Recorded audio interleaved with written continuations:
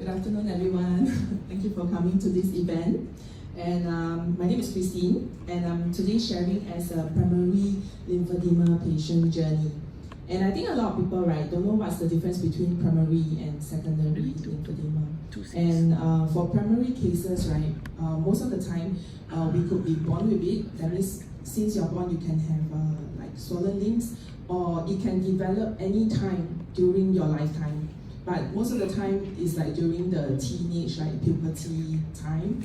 Yeah, there's no reason why it happened also. The doctor can say that it's due to genetic, but if you ask like all the family members, you know, anybody had this condition, nobody knows, nobody had it. So it's like just one person, a very isolated case.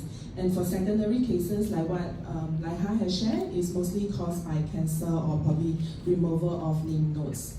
Yeah, so my story is a bit different, like it's hers. important. Yeah, it's important because I think like for me, I've been like living with lymphedema for 30 over years in my life. Yeah, and I have a lot of feelings, struggles, how I walk out of it, and finally today I can stand here to share this story. Yeah.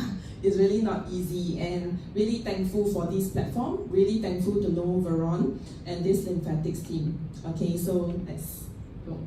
So when I was like 9 years old, because I was born normal, as a normal baby, didn't have lymphedema, but I was playing one day with my sister, and I just like knocked my leg real hard at the bed frame. So I developed a very bad bruise. So the left picture shows, I was looking through my childhood pictures, very hard to find pictures like last time because we use cameras. And a lot of times, right, the legs are not really zoomed in, but this is a time where I can still see my ankles. 30 over years, I don't see my ankles anymore. So, you know, later part when my legs start to swell, that's the picture on the left side. Yeah, you can see that I'm always wearing those like elastic bands sandals because I really don't know where to find shoes. And as a little girl, right, I just need to wear something comfortable. But actually, I'm not supposed to wear exposed shoes because I was born after I was 1 year old, right, I had eczema. But later on, the doctor said it's psoriasis, but eczema and psoriasis, I think, is quite similar. So it's actually a lot of cracks and the dry skin on the soles of my feet, on my hands, and then it gets, you know, bacteria seeps in easily when I wear open-toe shoes. So I think lymphedema and eczema or psoriasis exist together is the worst combination that you can ever get because I get infections all the time. Yeah, so I really thank God that my eczema on the soles of the feet are recovered now. I seldom get it, sometimes once in a while, but it gets cured quite easily. But it really lasted for like the entire 20 over years of my life, living with all this dry skin on my legs. And I still recall when I'm a kid, right, my legs so painful that, you know, when I'm walking, I see blood stains on the floor because my legs is just cracking. Then I'll just use my knees to walk. Yeah, so it's like that, those were my childhood days. So when my feet started to swell, right, I was thinking, oh God, why suddenly from eczema I had like swollen limbs and I don't even know what is happening to me. And can I just exchange for one? I'll just get eczema and take away the swelling feet because I can't find shoes to fit me, and it's really like, yeah, disfiguring to me as a young girl. Okay, so these are some recent pictures of my cellulitis attack. Because when I was young, right, whenever I had all this kind of attack, seriously, no mood to take picture. I don't know, last time it's not those social media days where, you know, you will really take picture and all this, but when I was really down with all these cellulitis, right, it's really very, very torturing. Because you are like very active person, you like to run, play sports, then suddenly like you cannot do all these things. And when it's having this attack, right, it's totally your limbs are very hot. It's like having fever on your head as far as your limbs. It's so warm to touch, it's so tender. And then, you know, the description is like the tissues, right, they are actually swollen. That's why caused by the lymphedema. And I don't know what is happening. Why my legs swollen, then suddenly I got all these red patches. I feel so hot, so painful to walk. And the moment you just stand, you know, you don't need to walk, you feel that heaviness that flows down to your feet instantly. Yeah, so I also experienced a lot of lymph fluids leaking out from my feet when I was young. So when I go to school, right, you know, we wear socks with our school shoes. My socks will always be soaked with those lymph fluids, which I don't even know what is it, why water coming out of my skin. Yeah, so it's really very scary, very painful experience. and I didn't have cellulitis attack, right, for like maybe 10 over years. And suddenly it came back last year, all because I went for a cruise and I soaked into the warm bath. So please don't use warm bath, with lymphedema limbs. I think I was like enjoying my life already. I didn't really think about it so much. So when my kids went into the pool, say, hey, it's very warm and nice and water come in. I went in only a while and I came out. And the next moment, I feel the cellulitis attack already. And it was during the cruise ship. I had to see the doctor straight away. There was like a lot of COVID people queuing up to see the doctor, and I was like, oh, I really need to see to get the antibiotics. So no choice, I had it cured, and with the antibiotics, a few days it will just go away. So for me, it's because I'm living with it for 30 over years. I understand so much how my body feels, what I should look out for. Yeah, but as a new patient, sometimes we don't know, right? So sharing of experience is very important. Yeah, so basically, right, when I was when I had this lymphedema when I was 9 years old, all the way to this year 2001, I seen a lot of doctors. You name it, I've seen it. Okay, Chinese sensei, medical doctors, specialists, anyone I've seen. Even like my parents will bring me to ask, temper, is it I step on something that is not clean, and then maybe you want to drink the water, you burn the paper. Yeah, all sorts of things they try, and I had to try. Yeah, it's like I have no choice, right? So it just doesn't go away. No doctors know what I was being diagnosed. The first doctor who saw my bruise just said, oh, it's just a bruise, you just rest and you'll be okay. But then from the bruise, it becomes swollen, and from the swelling, it goes to the whole foot. It's not normal, right? So when you go and see again, oh, it's okay because of the bruise, maybe you got internal pain, so all these things happen, and then you just have to rest at home. That was all given to me. No treatment, nothing. And even like after many months and years, we see doctor, and then it comes up, the swelling will come up, and it swell to the other leg. That's when you scratch your head. Why I only injured one leg, and now 2 legs swollen?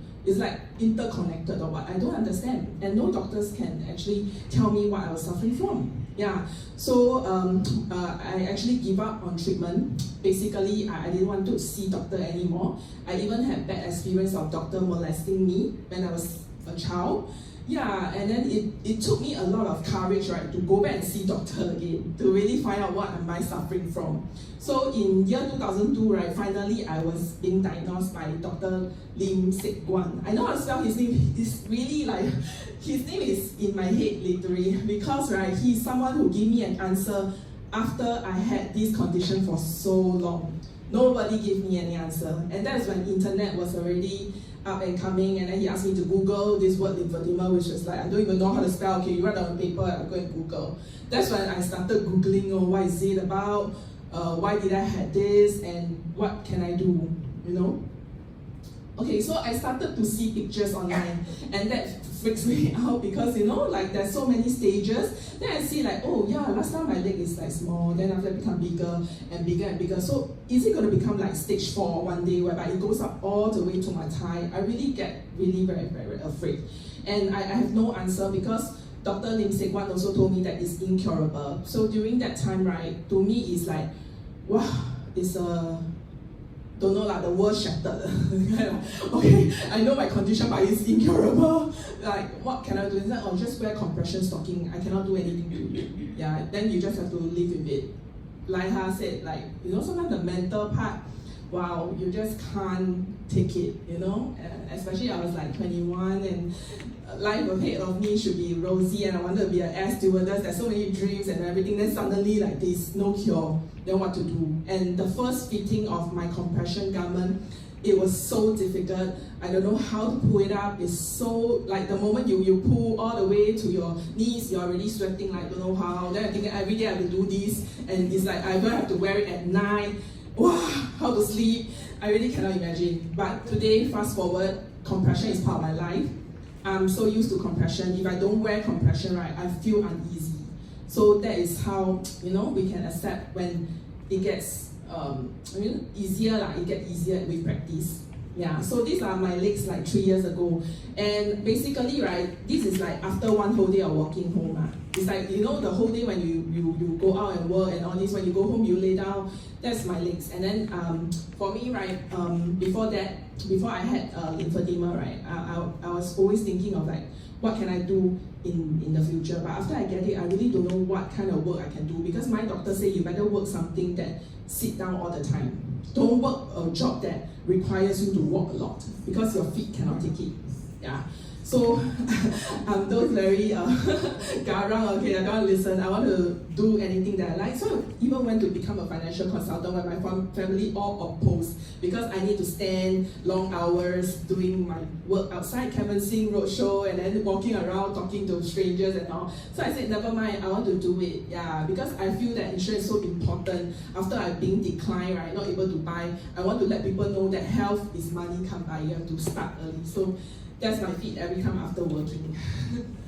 Okay, so after that, right, I met this group, and I also see a lot of people, like all these lymphedema warriors online, and they are sharing their story. They are no longer hiding behind and just, you know, beating ourselves, why is it me, why me, you know, but rather I really want to create the awareness. Now that I'm a mother, I mean, I will also think like one day, what if like my children also get lymphedema in the mid of their life? I have to show them that, you know, your mommy is resilient to walk out of it, and you can do it also. It's not just to my children, but I think to the next generation or anybody suffering from this condition. It can be daunting, but I mean, you can still lead a very normal life. Yeah, and I think awareness really can save life, because sometimes you don't know what you're suffering from. That's the mental torture that, you know, you will go through your life cruising, not knowing what to do. And I think the support is important. We got this support group whereby we will share, you know, our stories, our journey, and Veron also shared her stories with me. I mean, we'll cry together or we'll just laugh together. I mean, it's just like this support is so important. Knowing that you're not alone in this journey in Singapore. Probably in Chinese or Asian society, we are more reserved. We are not like overseas, you know, I see people really like, they can wear model clothes with the limbs like this. I really still can't do it. I feel that it's like really standing out. Yeah, it's really creating that awareness, and I really feel so proud of them to overcome this. Yeah, and I think everyone can do it here too. And this is to share, like, you know, after getting the right treatment, doing my palms and all this, you can see that my leg drastically improved. Yeah, and it is really life-changing. Yeah, I can find shoes that fit me. I no longer need to struggle wearing the same shoes for 10 years until it goes out of stock or things like that. So it's like, you know, the manage is really important. Even though it's incurable, but it is actually manageable. Yeah, so really thankful, and thank you for hearing my sharing. Yay.